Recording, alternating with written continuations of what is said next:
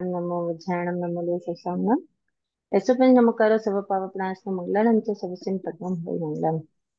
श्रीमन भगवान महावीर स्वामी के चरणों में शत नमन। ये पुरुष प्रज्ञानिधि आचार्य प्रवर 1008 विजय राज्य महाशय के चरणों में भाव भरी वंदना। समस्त संयम शील चारित्र आत्माओं के चरणों में भाव भरी वंदना। सिमंदर स्वामी के अनुग्रह से पूज्य गुरुदेव के अनुग्रह से क्लास स्टार्ट करते हैं। कल हमारा सब्जेक्ट चल रहा था निर्जरा के भेद, है ना। निर्जरा में पहुंचे अपन। हम्म। ओ, मेरी आवाज आ रही थी कि नहीं आ रही थी? आ रही थी रुचि जी, आ रही आ थी। रही है दीदी। लिख आ नहीं रही रहे थे, थी। आ रही थी आवाज। आपने ओके। बोर्ड पर लिखा था अनशन और भिक्षा चली। सॉरी। आपने निर्जरा के भेद में अनशन उनोत्री लिखा हम्म। था। बोर्ड पे लिखा था हाँ, आपने। बोर्ड पे लिखा था। बस लिख ही पाई थी, आगे हम कर नहीं पाए थे कुछ भी। हाँ हाँ।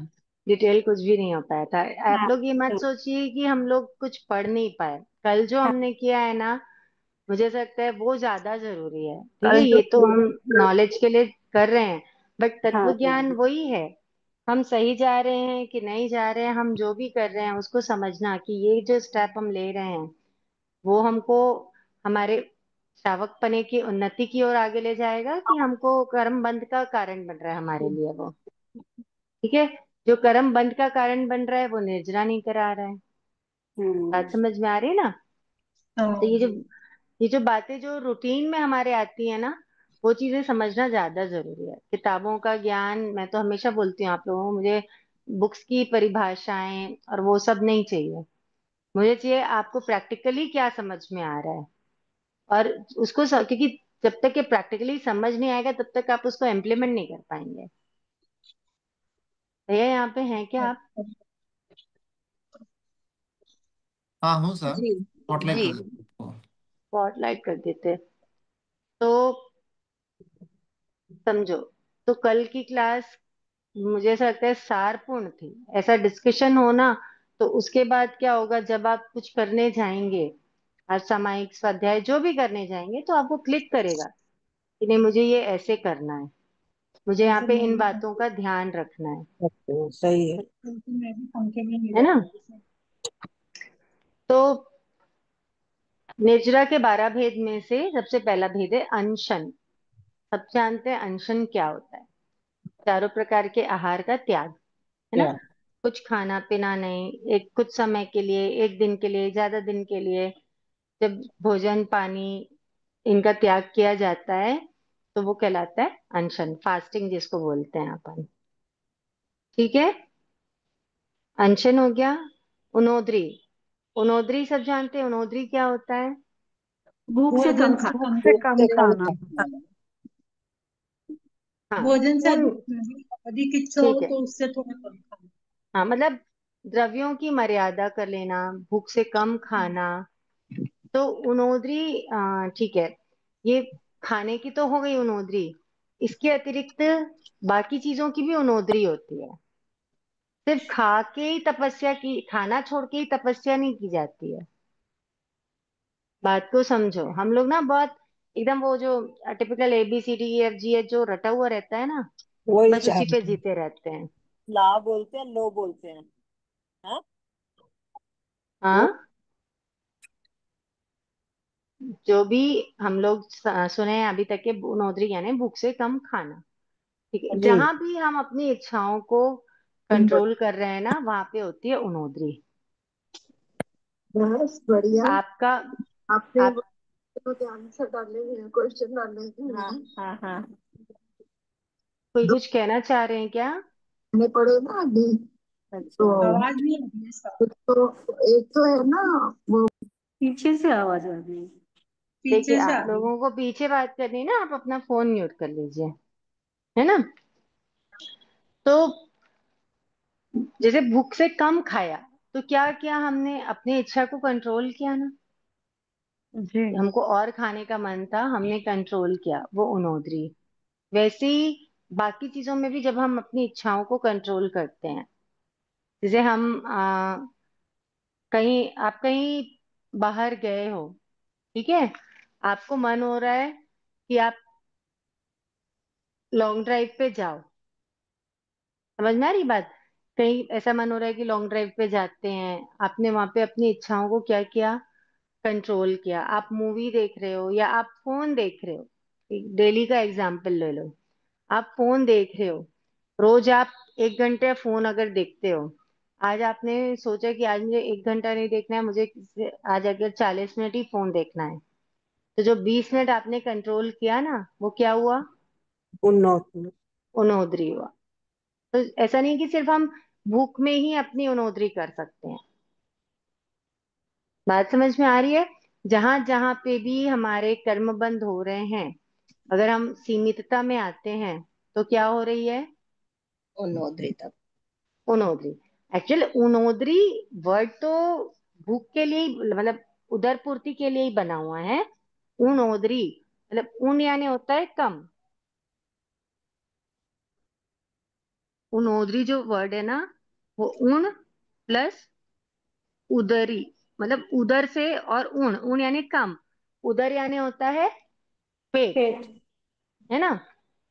तो बना तो वो वैसे ही है, लेकिन अपन इसको समझो, अपने को वास्ट अर्थ में जाना है, मतलब अम, बृहद अर्थों में जाना है अपन को, अपने को टिपिकल बन के नहीं रहना है। हम जहां जहां पे भी जो भी फायदा ले सकते हैं ना, हमको वो करना है। करना है कि नहीं करना है। करना है। तो बस ये समझना कि जहां पे भी ऐसा लग रहा है कि ये मन मेरा इसी में लग रहा है, इसी में लग रहा है, वहां अपने मन को थोड़ा सा खींच लेना। वो क्या हो गया, उन्नोदरी। उनोदरी। बहुत मन हो रहा है कि आज पकोड़े बनाए जाए, बहुत मन हो रहा है पकोड़े बनाए जाए, तो थोड़ा अपने मन को क्या कर लेना, खींच लेना कि नहीं। कंट्रोल। तो इंद्रियों का संयम एक तरीके से, ठीक है। हाँ। जी।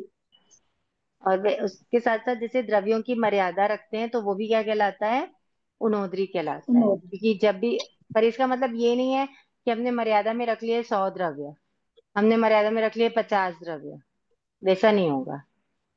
मतलब जहां भी आपको कंट्रोल करना पड़े ना, वहीं पे ही उनोदरी होगा। इस बात को ध्यान में रखना। ओके। जी जी। दीदी। थर्ड आता है भिक्षाचरी।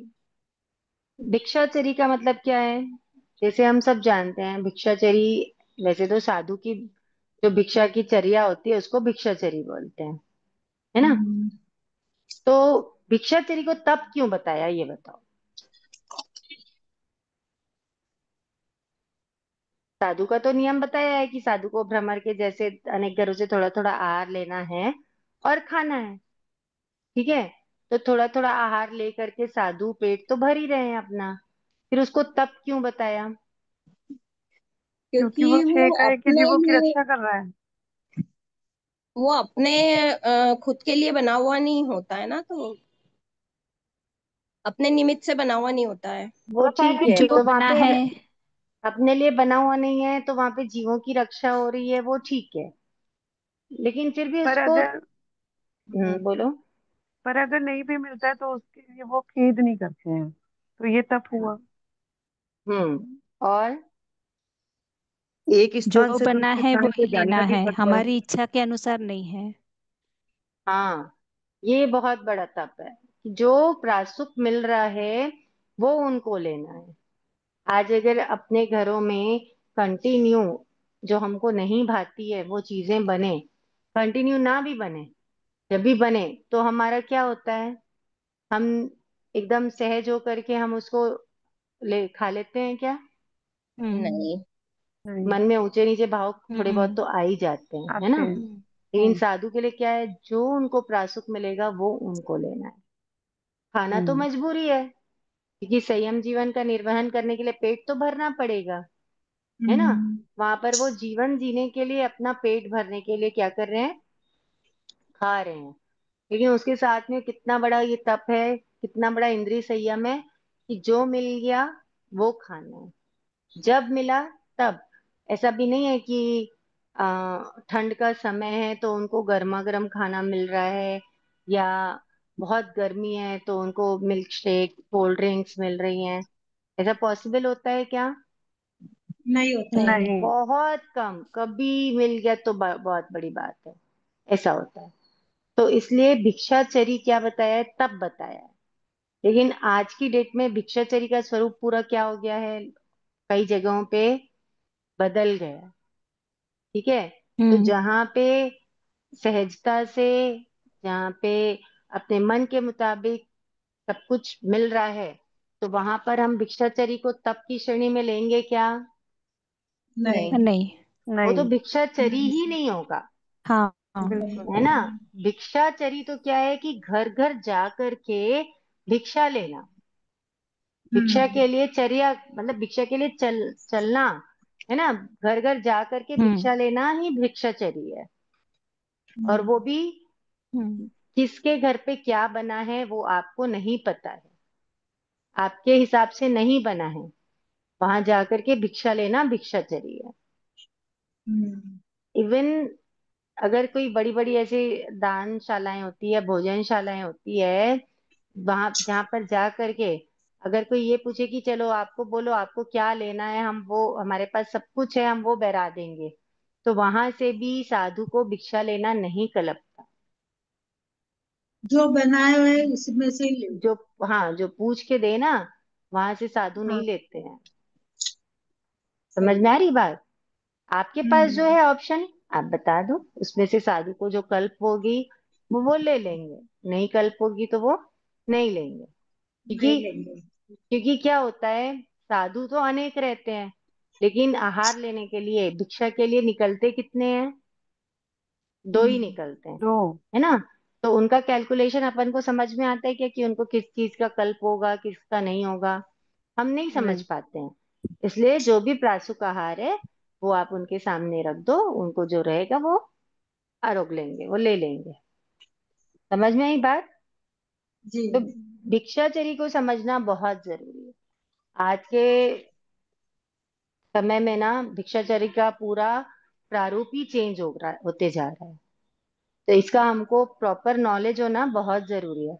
हर श्रावक श्राविका को पता होना चाहिए कि क्या होता है प्रासुक आहार, क्या होता है, देने की शुद्धता क्या होती है, और मतलब पात्र की शुद्धता क्या होती है। सुपात्र दान, जो हम बोलते हैं ना, सुपात्र दान, सुपात्र दान किसको बोलते हैं, बताओ? जो निर्ग्रंथ मुनि के। अच्छे भावों से दिया जाए, निर्दोष जैसे आहार, शुद्ध शुद्ध आहार भाव वगैरह से जाए। बनाया जाए। लेने शुद्ध वाला, भाव से बनाया जाए। लेने वाला, देने वाला और पात्र में जो बना हुआ है तीनों भी निर्दोष होना चाहिए। हाँ, सुपात्र दान, देखो सुपात्र दान के 3 फैक्टर्स होते हैं, बात को अच्छे से समझना। दान देने वाला, देने वाला मतलब जो दाता है ना। दाता। हाँ। और लेने वाला। देने वाला हो गया लेने। जो पात्र है, पात्र, है ना। सुपात्र मतलब जो पात्र है, पात्र का मतलब क्या हो गया, लेने वाला। लेने वाला। समझ में आ रही? पात्र, है हाँ। ना। और तीसरी चीज हो जाती है आहार। आहार की शुद्धता। जो आहार हम क्या करते हैं, बहराते हैं। रखते ये हैं। तीनों चीजें होनी चाहिए शुद्ध, निर्दोष हाँ। निर्दोष, शुद्ध। मतलब आहार भी निर्दोष होना चाहिए, लेने वाला, ग्रहण करने वाला भी निर्दोष होना चाहिए, और देने वाला भी निर्दोष होना चाहिए। ये कैसे होगा? जीवों से रहित और अचित बनी हुई तो प्रासुर सूखता हो। अचित, अचित आहार बह रहा है। देने वाला हो भाव से देगा। अचित आहार बहराना, आप बोल रहे हैं अचित आहार, तो अगर आपके हाथ गीले हैं और आप अचित आहार बहरा रहे हैं तो वो शुद्ध है क्या, वो निर्दोष है क्या? निर्दोष नहीं। को निर्दोष। नहीं, निर्दोष नहीं है। क्योंकि नहीं है दाता ना। निर्दोष नहीं है। हाँ। हाँ, तो मतलब ये तब होगा जब हमको पूरा नॉलेज होगा कि कैसे होता है, कैसे ये सब चीजें हाँ। निर्दोष होती हैं। जो 5 समिति होती है ना, ईर्या समिति, हम्म भाषा भाषा समिति, एषणा समिति, इष्टा समिति, समिति। आदान। तो एषणा जो समिति होती है, एषणा समिति में पूरा डिटेल दिया हुआ है। हाँ एष्णा के 42 दोष होते हैं, है हाँ ना? 42 दोष होते हैं।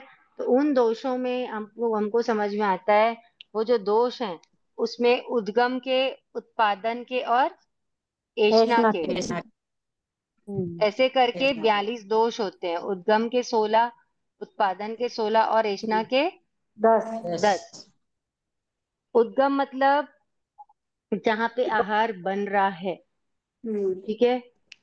जब आहार जब बन रहा है ना, जो आहार बना रहा है, यानी जो गृहस्थ को। गृहस्थ है, जो हाँ गृहस्थ है उसके साइड से जो दोष लगते हैं उसको हम इसमें समझते हैं, उद्गम के 16 दोष में। जो साधु के कारण जो दोष लगते हैं, वो उत्पादन के। मतलब कभी होता है ना कि उत्पादन के। साधु ने कैसे कैसे प्रयत्न करके अपने लिए आहार बनवाया या तैयार करवाया या गोचरी की व्यवस्था की अपने लिए इंटेंशनली, तो वो सब आते हैं उत्पादन में, ठीक है? और उसके अतिरिक्त जो शुद्धि अशुद्धि वाली ऐसा बात आती है, दोनों मतलब के कि लिए। सचित अचित का ध्यान रखना, जब गवेषणा बैराते करते थे। समय, ये दोनों तो तैयार होते समय का है, खाना तैयार होने का है ये दोनों, है ना? और ये जब गोचरी के लिए जब गुरु महाराज पधारते हैं तो उस टाइम पे जो वो गवेश शुद्ध अशुद्ध देखते हैं, उसकी वो उसका वर्णन आता है इसमें। तो जब ऐसा हमको कृष्णा ये में। पता रहेगा ना तब हमको समझ में आएगा कि सही रूप क्या है, आहार पैराने का सही सही रूल्स क्या है, आहार पैराने के या भिक्षाचरी का सही रूप क्या है, कहाँ पे साधु कुछ क्या बोलना चाहिए, सही ट्रैक पे नहीं है, कहाँ पे हम ट्रैक पे नहीं है, कहाँ कहाँ सुधार की जरूरत है। समझ में आ रही है बात? क्योंकि जब तक हमको पता नहीं होता है ना तो हम लोग क्या हो जाते हैं, मिसगाइड हो जाते हैं।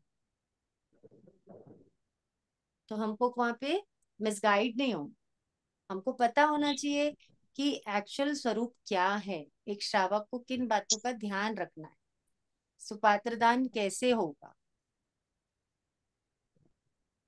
जी। क्लियर हुई बात? हम्म। आवाज नहीं आ रही क्या मेरी? आ रही है रही है। दीदी। हाँ हो गई।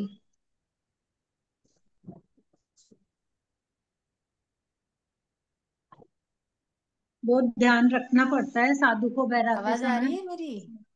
हाँ हाँ जी, आ आ रही रही है। जी आ रही आ है। रही है दीदी, आ रही है। आ रही है साहब।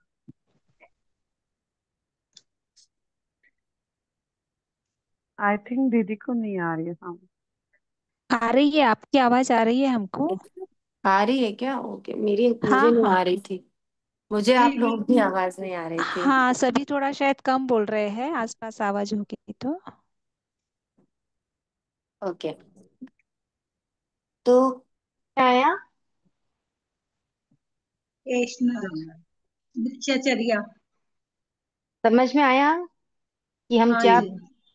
कहाँ पे हमको किन बातों का ध्यान रखना है, ये हमको किससे समझ में आएगा? जब हम पढ़ेंगे, कृष्णा जब समिति। हम ज्ञान प्राप्त करेंगे, है ना, किसी भी चीज का नॉलेज करेंगे ना, तब अपने को पता चलेगा कि हम कहाँ पे चूक कर रहे हैं। ठीक है, भिक्षाचर्या हुआ।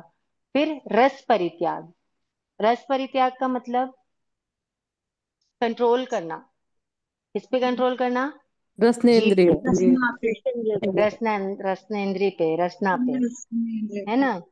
वो होता है रस परित्याग। मतलब रसना पे कंट्रोल करने में खट्टा मीठा चटपटा, ये जो टेस्ट है, ये जो रस है, इन रसों का क्या करना? त्याग करना। त्याग करना। ठीक है, मतलब जैसा है वैसा खा लेना, या इंटेंशनली त्याग करना है तो एम्बिल करना, ये क्या हो जाता है? रस परित्याग। फिर आता तो है मैम ये काय विजय त्याग। में आ जाता है ना? विजय का त्याग करते हैं तो उसमें आ वि, जाता है ना ये? विगय विगय अलग चीज है, रस अलग है। अच्छा। देखो, नमक, नमक विगय नहीं होता, लेकिन नमक क्या है?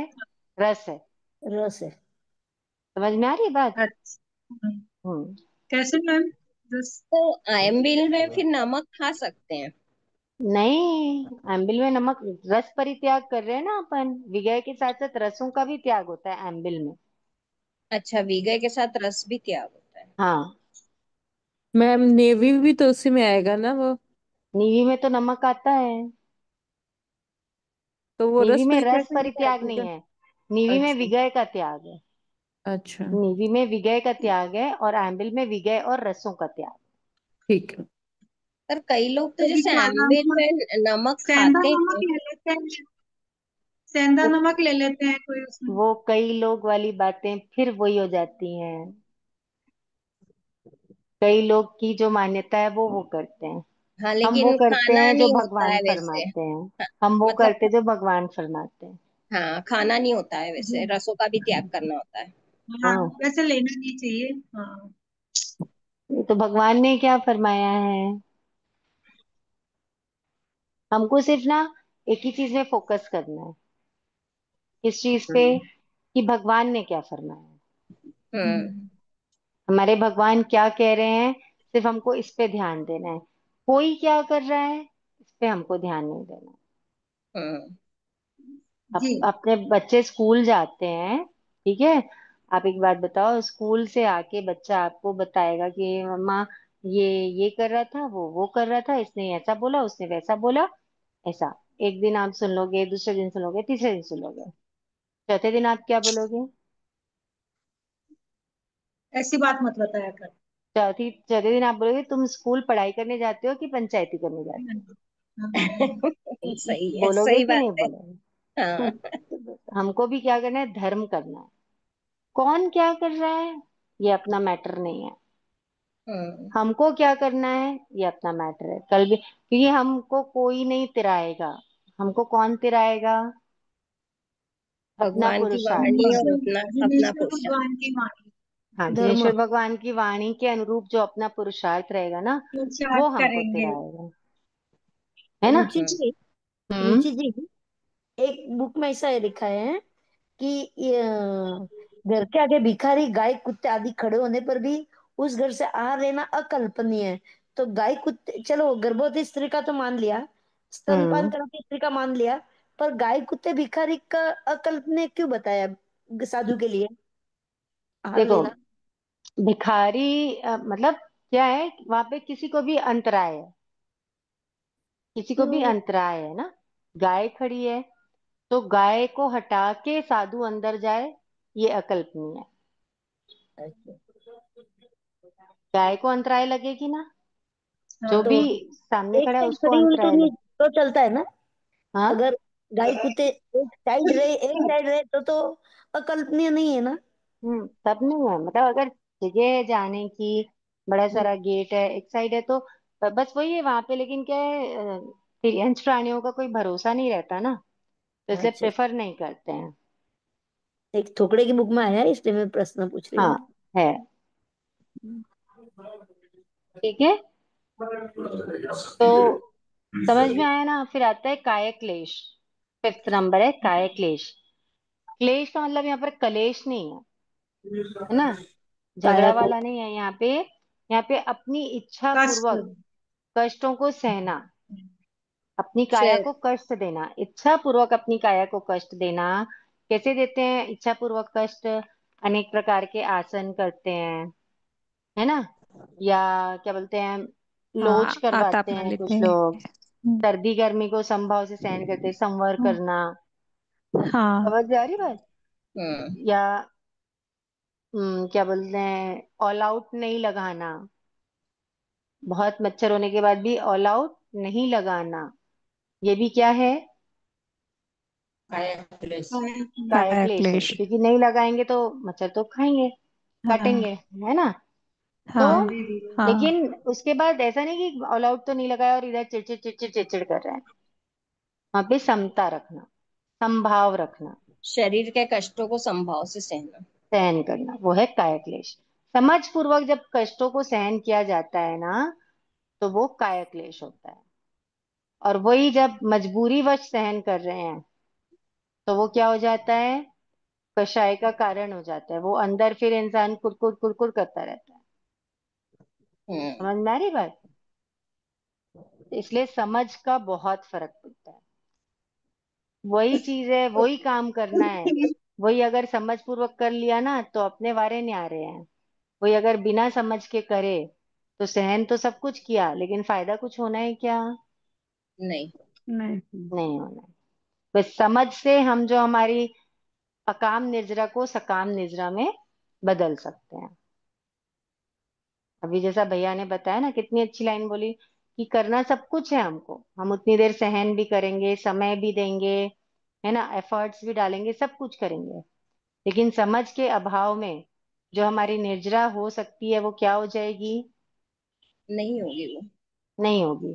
जो सकाम निर्जरा हो सकती है वो क्या हो जाएगी? अकाम। अकाम निर्जरा हो जाएगी। ठीक है।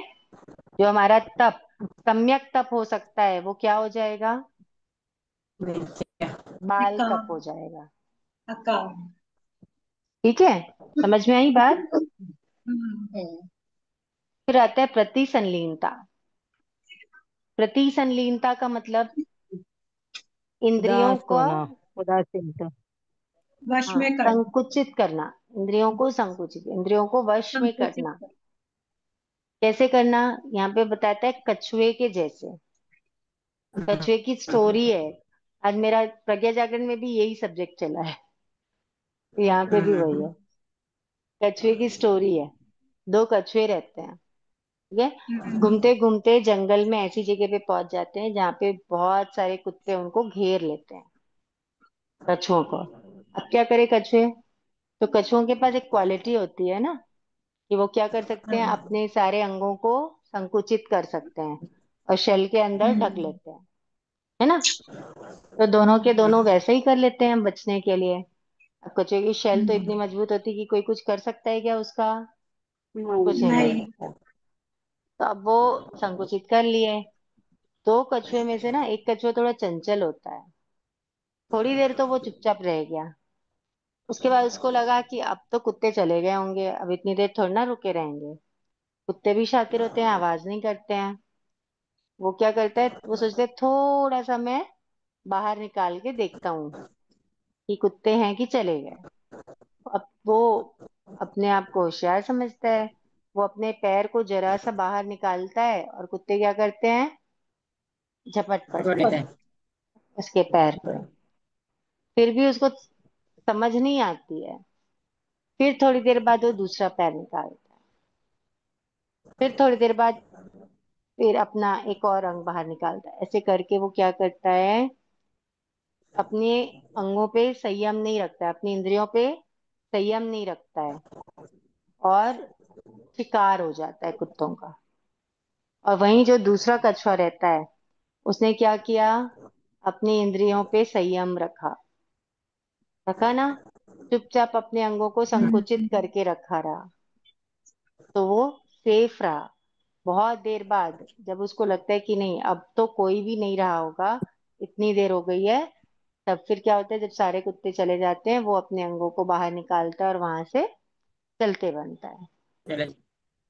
तो वो होता है प्रति संलीनता, मतलब अपने आप में ऐसा कंट्रोल कि हम अपने मन को, अपनी इंद्रियों को क्या करके रख सकें, संकुचित करके रख सकें। मन संकुचित। भागता है, इंद्रियां भागती हैं ना, कि नहीं मुझे ये देखना है, मुझे ये अच्छा लग रहा है, मुझे ये स्वर अच्छे लग रहे हैं, मुझे ये सुनना है, मुझे यही खाना है। समझ में आ रही बात? लेकिन वहां पर क्या करना है, अपने को इंद्रियों पे अपना नियंत्रण करना है, संकुचित करना है इंद्रियों को। वो होता है प्रति संलीनता। समझ में आई बात? किसी के लिए इसमें अट्रैक्ट कसाई नहीं हो। हम्म। इसमें कसाई को भी रोकना, वो भी प्रतिशत सब है, सब कसाई मन आता पे है वो। काबू करना। हाँ, मन पे काबू करना, या मतलब जन संपर्क से बचना, जहां जहां पे भी हम अपने आप पे कंट्रोल कर सके वो प्रति संलीनता में है। दीदी इसका सीधा अर्थ है ना, किसी से अटैचमेंट नहीं होना है, राग नहीं करना, यही हुआ ना? वो तो पर्सनल हो गया, मतलब पर्सन टू पर्सन हो गया अटैचमेंट। अटैचमेंट के अलावा बहुत सारी चीजें हैं जिसे, जो भी संसार की चीजें हमको अट्रैक्ट कर रही हैं, हम उसके तरफ चले जाते हैं। ये हम अपने इंद्रियों, हमारी इंद्रियां होती है चंचल, है ना। जैसे अभी आपको बताया कि ये सुनना अच्छा लग रहा है तो हम सुन रहे हैं, वहां पे हम अपने इंद्रियों पे काबू नहीं कर रहे हैं, वो भले हमारे लिए हितकर हो अहितकर हो। वो सब चीजें इसमें आती है। ये मुझे मोह विषयों। बहुत टाइम से एक डाउट था। जैसे हम्म। कहते हैं ना कि खाने की प्रशंसा मत करो, फुटगल है, कपड़ों की प्रशंसा मत करो, फुटगल है। ये नेचर को क्या करना चाहिए? जैसे मतलब पहाड़ी देखते हैं, हरियाली देखते हैं, क्लाउड्स कभी कभी बहुत अच्छे दिखते हैं, कभी कभी नेचर, वायु, मतलब वो सब रहता है, ऑटोमेटिकली होता है, तो उसमें क्या करना चाहिए? उसमें ये उस समय ये विचार करना चाहिए कि ये जो हम देख रहे हैं ना, जो हमको बहुत अट्रैक्टिव लग रहा है, बहुत अच्छा लग रहा है, हम अनंत बार हम खुद ये बन चुके हैं। अच्छा। हम खुद सही ही बात। क्या बोलना चाहिए, चाहे वो समंदर की लहरें हो, चाहे वो बहुत अच्छे बहुत सुंदर सुंदर साइट सीन्स हो, है ना। हम्म। क्या रहता है, वनस्पति सबसे ज्यादा रहता है, वनस्पति, हाँ। पानी और वनस्पति। हम्म। अनंत बार हम खुद यहाँ पे क्या कर चुके हैं, जन्म बन मरण चुके कर हैं। चुके हैं, हम खुद ही ये बन चुके हैं। बन हम्म। चुके हैं। वहां पे ये चिंतन आना चाहिए, ये चिंतन लाना चाहिए। अच्छा लगता है बहुत, मतलब अच्छा में टुकड़म, मन उधर अट्रैक्ट होता है, मेरा भी होता है। लेकिन जब होता है तो बार बार मन में यही चिंतन लाने की कोशिश रहती है कि अनंत बार इसमें हमने क्या किया हुआ है, जन्म मरण किया जन्म हुआ है। मरण। और कभी धर्म आराधना के यहाँ पे जाते हैं कोई स्थल में जहाँ पे वाक्य में इतनी सामायिक होती है, जहाँ पे साधु भी बिना माइक वाले हों, वैसे तो वहां पे भी अपने को अहोभाव आते हैं कि क्या दृश्य है। वो क्या आते करना हैं, चाहिए? आते हैं। तो वहां पे अपने को क्या, जब वहां पे अपने को अहोभाव आ रहे हैं तो वो अच्छी बात, वहां पे हम क्या कर रहे हैं, अनुमोदना कर रहे हैं। किसकी हम्म। अनुमोदना कर रहे हैं, धर्म की, त्याग की, धर्म की तपस्या की। अनुमोदना कर रहे हैं, है ना, संवर हम्म। की, हम्म। संयम की, निर्जरा की हम्म। अनुमोदना करें तो उससे हमारी ना क्या बोलना चाहिए, हमारा दर्शन दृढ़ होता है वहां। हम्म। वहां पे और हमको क्या मिलता है कि नहीं, प्रे, मतलब प्रेरणा हम भी, मिलती है। हाँ, कि ये चीजें और बढ़ती रहे, मन में हम्म। यही भाव आते हैं। ठीक है, तो वहां ये पे हमारे कर्म बंध का विषय नहीं होता है। अच्छा। ये तो और जब हम, कोई ना तेजस्वी चेहरा देखते हैं जिनका तपस्या के कारण या उनके ज्ञान ध्यान जो भी है, साधु संत भी होते हैं और श्रावक भी जब तपस्या करते हैं तब उनका तेज रहता है, जो उनके चेहरे पे जो क्या बोलते हैं, मुस्कुराहट या कुछ वो। आभा, हाँ, हाँ। उनका तो आभा उस मंडल होता है। हवा मंडल होता है, उसको तेज देख के तेज भी रहता कभी है। कभी अच्छा लगता है, मतलब मन को, आंखों को रस मतलब देता है, तो उसमें भी राग का भाव है क्या है? है ना, हम्म। जहां पे भी, क्योंकि आपको दिखाई जो दे रहा है वो क्या है, पुद्गल है। हम्म। ठीक है, जो दिखाई दे रहा है वो पुद्गल है। तो हम्म। वो पुद्गल के प्रति तो आकर्षण होना ही नहीं है ना। हम्म। आप सोचो समझो कि कल की क्लास में मैंने बताया था कि जब भगवान से गौतम स्वामी पूछते हैं कि भगवान क्या मैं आपको देख सकता हूँ, हम्म। भगवान ने क्या फरमाया, संभव ही नहीं देख। है, हम्म। है ना। हम्म। मतलब ना, तुम मुझे नहीं देख सकते, भगवान ने ये फरमाया, हम्म। नो इन अट्टे सम्मट्टे। तो हम्म। आप समझो, भगवान जिनके तो 34 अतिशय थे, हम्म। है ना, तो हम्म। वो तो तीर्थंकर थे, उनके द्वारा तो क्या हो रहा था, उनको कोई क्रिया, मतलब इरियापथी की क्रिया में चलते हैं तीर्थंकर। हम्म। तो ना वहां पे कषाय है, ना वहां पे क्या बोलना चाहिए, जीवों की विराधना है, कुछ भी नहीं है। हम्म। तो भी वहां पे उनको देखने का क्या नहीं है, प्रयोजन नहीं है। हम्म। देखिए दिखाई जो दे रहा है वो क्या है, पुतगल है। पुद्गल है। तो अभी तो हम जिनको भी देखते हैं वो तो छद्मस्त है। हम्म। ठीक है, वहां पे तो जीवों की विराधना की भी संभावना है, सब कुछ संभावना है। हमको वहां से सिर्फ हम प्रेरणा ले सकते हैं, कि हम सही। प्रेरणा ले सकते हैं कि उनके तप त्याग की अनुमोदन, उनके तप त्याग का अनुमोदन कर सकते हैं। हम प्रेरणा ले सकते हैं कि हमको भी क्या करना है, हमारा भी क्या बोलना चाहिए, इंद्रिय संयम करना है, इच्छाओं पे कंट्रोल करना है, हमको भी तप त्याग की दिशा में आगे बढ़ना है। ये सब कर सकते हैं हम वहां पे, ये समझ सकते हैं। क्योंकि आपको जो दृश्य जो अच्छा लग रहा था, मतलब लगता है, जैसे इसके पहले वाला जो क्वेश्चन था, वो भी किस लिए अच्छा लग रहा है कि वहां पे इतने बल्क में धर्म आराधना हो रही हम्म। है ना। वहां पे आप हम्म। पर्टिकुलर एक को नहीं देख रहे। नहीं नहीं। वहां पे वहां पे भी मोटो क्या है, इतनी धर्म आराधना। हम्म। आप वहां पे ये भी नहीं आएगा कि इतनी सामायिक। आपको तो है ना हम्म। पता कि कौन कितनी सामायिक करे, या कौन नहीं वहां पे सामायिक में कि संवर में। नहीं। लेकिन धर्म आराधना, धर्म के प्रति रुचि, है ना, हम्म। जिन शासन के प्रति जो श्रद्धा है, वो देख हम्म। के मन गदगद होता है। हम्म। दीदी एक बार ठीक। इरियापथी की वो बताएंगे, इरियापथी की क्या है, मतलब ये जो क्रिया। 25 प्रकार की क्रिया आते होती है ना, जाते उसमें से एक क्रिया है इरियापति की क्रिया। कि एक समय में तो क्रिया लगती है और दूसरे समय, मतलब कर्म इस समय बंद हो रहे हैं, दूसरे समय में झड़ जाते हैं, अच्छा। है ना। तो वो हाँ होती है हाँ। इरियापति की, मतलब जहाँ पे कषाय नहीं होता है। अच्छा, तो ये अरिहंत भगवान की होती है। हम्म। कषाय नहीं होता है ना, हाँ हाँ। इसलिए। ठीक। और दूसरी एक होती सांप्रदायिकी, जो होती कषाय के कारण लगती है। तो अच्छा। 25 क्रिया है अलग अलग। हाँ। तो इसमें सांप्रदायिक की क्रिया में दीदी झड़ते कम है और लगते ज्यादा है, झड़ते तो नॉर्मल। हाँ, सांप्रदायिक क्रिया लगती है तो उसको अपने को, मतलब पुरुषार्थ से उसको झड़ाना पड़ता है, वो ठीक है। उसको हटाना पड़ता है, ऐसा होता है। हम्म। क्रिया, क्रिया तो लगती है, कोई भी काम करोगे 25 तो में। क्रिया तो लगेगी। केवली भगवान भी हैं, चलते फिरते हैं, गोचरी करते हैं, सब करते हैं, तो क्रिया तो लगती है ना। तो उनको लगती है इरियापति की क्रिया। ठीक है दीदी। ठीक है। फिर नेक्स्ट आता है प्रायश्चित। प्रायश्चित का मतलब क्या है? जय जिनेन्द्र दीदी। हाँ। दीदी, तप को प्रतिसलिलता से कैसे जोड़ सकते हैं? सबको प्रतिसंलिलता से, जैसे देखो, अब आपने एकासना ही किया, ठीक है, एक एग्जाम्पल बोलते हैं। आप एकासना करने बैठ रहे हो आप, तो वहां पे आपके मन में ना चंचलता नहीं होनी चाहिए कि मेरा एकासना है, मैं ये भी ले लूं, ये भी ले लूं, ये भी खा लूं, वो भी कर लूं, वो भी कर लूं। वहां पे आपको अपनी इंद्रियों पे संयम रखना है। कुछ कोई भी काम करो आप, चंचलता से हट के इंद्रियों पे संयम रख के जब काम करते हैं ना, तो वो प्रतिसंलीनता में। ठीक है, समझ में आ रही बात? जी। जी।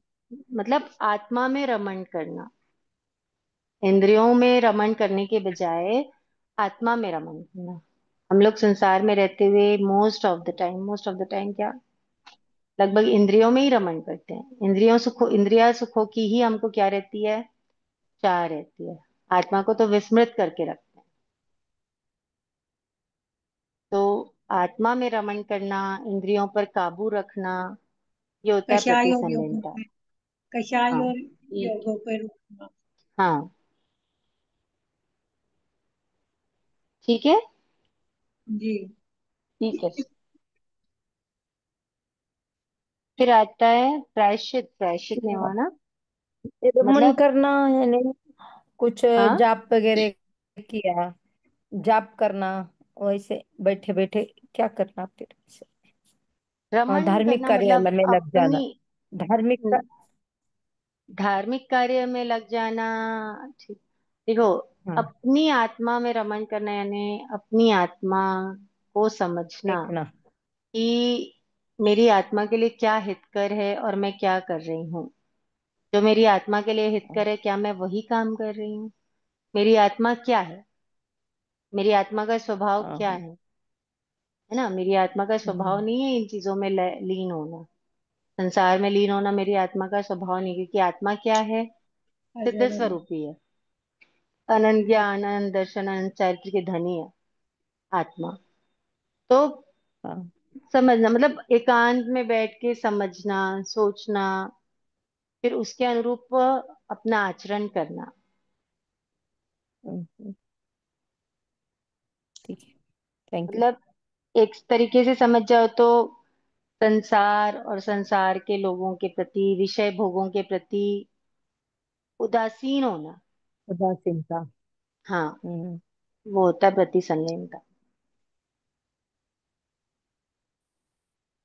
प्रायश्चित अपने छोटे बड़े जो भी अपने क्या बोलते से पाप हुए हैं, जो भी हमारे से गलतियां हुई है, उनको देखना, उनकी आलोचना करना, और उसके लिए जो हम दंड अपने आप के लिए लेते हैं, तो वो कहलाता है प्रायश्चित। ठीक है, प्रायश्चित तो सबको पता है, जानकारी में है। फिर आता है विनय। विनय मतलब जहाँ पे नम्रता है, जहाँ पे अहंकार नहीं है ना, मतलब मन वचन काया, जहाँ पे क्या है, सॉफ्ट है, मतलब कठोर नहीं है, वहां पे क्या है, विनय होता है। विनयवान जो होगा ना, वो हमेशा अपने आप को क्या समझेगा, कि सामने वाला मेरे से महान है। वो कभी भी खुद को महान नहीं समझेगा। विनयवान व्यक्ति हमेशा सामने वाले को आदर देगा, है ना, उसको सम्मान देगा। उसका, विनयवान का मन क्या रहेगा, सरल रहेगा। ठीक है। विनय से कषाय पतली होती है। ठीक है, हमेशा ध्यान रखना इस बात को। फिर आता है व्यावृत्ति। व्यावृत्ति का मतलब है जहां पे भी हमको सेवा का अवसर मिले, कोई वृद्ध है, कोई रोगी है, और भी किसी कारण से अगर कि गुरुजनों की सेवा का हमको अवसर मिल रहा है, तो अपने सुख को छोड़ करके, अपने कंफर्ट जोन से बाहर निकल के उनकी सेवा करना, वो क्या है, व्यावृत्ति तप है। ठीक है। फिर है स्वाध्याय। स्वाध्याय का मतलब क्या है, ज्ञान का अभ्यास करना। स्वाध्याय का सीधा सीधा मतलब है ज्ञान का अभ्यास करना। स्वाध्याय के 5 भेद हैं: वाचना, प्रचना, परिवर्तना, अनुप्रेक्षा और धर्म कथा। वाचना मतलब, गुरु बताओ, वाचना यानी क्या? वाचन करना, गुरु मुख हाँ, से जो सुनते हैं वैसे ही उच्चार हाँ, गुरु मुख से गुरुओं के जो भी वचन हम को सुन रहे सुनना, हैं, हाँ, या शास्त्र का पठन कर रहे हैं, श्रवण करना। ये सब किस में आता है, वाचना में वाचना में। ठीक है। प्रश्ना, प्रश्ना का मतलब क्या है, सूत्र पूछना, दूसरे पूछना को ये प्रश्न पूछना। शंका समाधान करना, हाँ, शंका का शंका का समाधान कर समाधान, प्रश्न पूछना, जिज्ञासा समाधान, ये सब आता है प्रश्ना में। ठीक रचना है, में। मतलब हमने सुना शास्त्र के बारे में, जो भी भगवान ने गुरुजन पर फरमाते हैं, वो हमने सुना। अब सुनने के बाद मन में कुछ तो बातें आती है ना, कुछ तो क्वेश्चंस आते हैं, उनका है ना, तो समाधान। जो वो क्वेश्चंस आते हैं उनको पूछना, वो आता है प्रश्न में। जैसे हम फिर आता आपसे है, कर रहे हैं। हाँ, वो प्रश्न हो गया। जब हाँ, तक हम, मतलब मैं बोलती रहती हूँ, आप लोग सुनते रहते हैं, वो वाचना हो गया। ठीक है। फिर आता है परिवर्तना। परिवर्तना का मतलब होता है, अप्लाई बताओ करना। क्या होता है? जो पढ़ा हुआ जिसको पाठ है वो नहीं, वो सूत्र पाठ सीखा को हुआ वो बार बार सब फेरना, रिविजन करना, हाँ, फेरना। रिवीजन करना, परिवर्तना यानी फेरना, रिविजन रिवीजन करना। करना। करना। ठीक है। फिर आता है अनुप्रेक्षा। पहले हमने सुना, फिर हमने अपनी शंका का, जिज्ञासा का समाधान किया, क्या? फिर हमने उसको फेरा। तो फेरा, जब बार बार ये चीज आती, तो फिर हम क्या करते हैं, अनुप्रेक्षा में जाते हैं, चिंतन मनन चिंतन करना। करना, मनन करना, अनुप्रेक्षा यानी क्या हो गया, चिंतन करना, वस्तु का चिंतन चिंतन करना, मनन तत्वों का करना। चिंतन करना, होता है अनुप्रेक्षा। फिर आता है धर्म कथा। हमने चिंतन कर लिया, सब कुछ समझ में आ गया। अनुपेक्षा सब कर उसके लिया, बाद, उसके उसके बाद बाद दूसरों को इस बारे में बताना, या प्रवचन देना। है ना, हाँ, हाँ, प्रचार प्रवचन प्रसार देना, करना, या फिर लोगों को बताना कि अरे ये कविता, ऐसा है, उनको सिखाना, वो क्या होता है, धर्म धर्म कथा। धर्म कथा। धर्म कथा, ठीक है, तो ये कहलाता है स्वाध्याय। फिर आता है ध्यान। ध्यान मतलब क्या है, मन मन को की एकाग्र एकाग्रता, करना, उनके है ना, एकाग्र। एकाग्रता, मन को एकाग्र करना ध्यान होता है। ठीक है, मतलब जब किसी भी विषय की आप गहराई में जाओगे, तो मन क्या होता जाता है, एकाग्र होता जाता है। और और जहाँ मन एकाग्र होता है वहां एकाग्रता पे से बाहर के विकार वगैरह क्या हो जाते हैं, दूर हो जाते हैं। नहीं आते।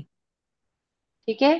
मन में भावों में निर्मलता आती जाती है, शुद्धता आती जाती है, होता है ध्यान।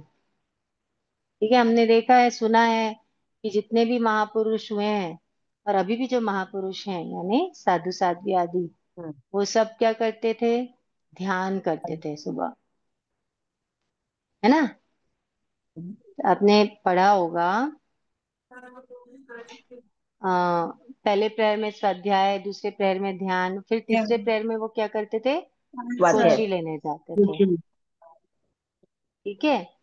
तो ध्यान का बड़ा महत्व है। अंतर्मुहूर्त में अगर पूरी शुद्धता से ध्यान करे कोई, तो शुक्ल ध्यान में रहे अगर, तो शुक्ल ध्यान में रहा हुआ व्यक्ति अंतर्मुहूर्त के अंदर क्या जा सकता है, मोक्ष जा सकता है। ध्यान भी 4 प्रकार के होते हैं ना, अर्थ ध्यान, रौद्र ध्यान, धर्म ध्यान और शुक्ल शुक्ल ध्यान। ध्यान। तो इसमें शुक्ल ध्यान क्या है, सबसे ज्यादा शुभ ध्यान। अच्छा है, पवित्र है, शुद्ध है, बेस्ट है। ठीक है। तो ये ध्यान। फिर आता है युत्सर्ग। युत्सर्ग का मतलब क्या है, उपसर्ग। शरीर का ममत्व छोड़ना। शरीर मन का से, महत्व। हाँ, मन से शरीर के ममत्व का त्याग करना। शरीर और आत्मा को अलग समझ। मतलब हाँ, योत्सर्ग और कायोत्सर्ग एक ही हुआ? हाँ, युत्सर्ग और नहीं। कायोत्सर्ग एक ही है। ये मान लेना कि ये जो शरीर है वो शरीर है, आत्मा अलग है, शरीर अलग है ना। हम्म। ये मान करके शरीर को प्रतिमा के जैसे यानी मूर्ति के जैसे शरीर को निश्चल छोड़ देना। मूर्ति हलन चलन करती है क्या, हिलती डुलती है क्या, नहीं। वैसे ही युत्सर्ग में काया को क्या कर देना, कसना। बिल्कुल रोक निश्चल देना। छोड़ देना, चल छोड़ है ना। देना। और ये मान लेना कि ये मेरा शरीर नहीं है। नहीं। और ये सब छोड़ करके किसी अच्छे धार्मिक विषय के चिंतन में रहना, वो कहलाता है व्युत्सर्ग। समझ में आई बात। जी। तो तो ये हो गए निर्जरा के 12 भेद। इसमें 6 आभ्यंतर हैं और 6 बाह्य। बाह्य हैं। जो हमको बाहर से दिखते हैं वो क्या है, बाह्य तप है। जैसे अनशन, बाह्य। उनोदरी, भिक्षाचर्य आदि हमको समझ में आते हैं बाहर से कि ये तप है, तो वो क्या है, ठीक है। बाह्य तप। उसके बाद पूरा ढीले ढीले अच्छा होगा। प्रायश्चित, विनय, व्यावृत्ति, स्वाध्याय, ध्यान, अभी ना विसर्ग, ये 6 क्या है, अभ्यंतर। आभ्यंतर अच्छा है। तप है। अरे जो होना चाहिए। ठीक है। जी। तो यहाँ पे हमारा निर्जरा। निर्जरा, निर्जरा कंप्लीट होता है। हम्म। निर्जरा के बाद आता है बंध, और बंध के बाद आएगा मोक्ष। मोक्ष। तो अब निर्जरा बंध को अपन नेक्स्ट क्लास से करने के भाव रखते हैं। अभी तक का जो भी पढ़ा है आप लोगों ने उसको प्लीज रिवाइज कीजिए, क्योंकि जैसे जैसे रिवाइज करते जाएंगे ना आप लोगों को और डाउट्स आते जाएंगे। और जैसे जैसे डाउट्स आएंगे, डाउट क्लियर करोगे तो आपका कॉन्सेप्ट क्लियर होगा। ठीक है। हम्म।